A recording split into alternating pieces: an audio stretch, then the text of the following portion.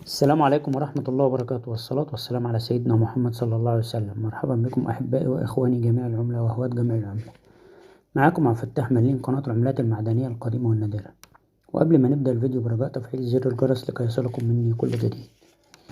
النهاردة معانا أغلى وأندر عملة فرنسية مطلوبة وغير متواجدة ومبحوث عنها في كل دول العالم.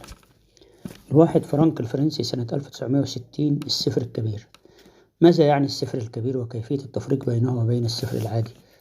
والمطلوب هو سنة 1960 الصفر الكبير. في سنة 1960 الصفر الكبير يميل إلى ناحية اليمين قليلا وهو أكبر قليلا من الصفر العادي. ورقم 9 أكثر انحناء في الفرنك من الفرنك العادي. ورقم 6 قريبة جدا من رقم 9.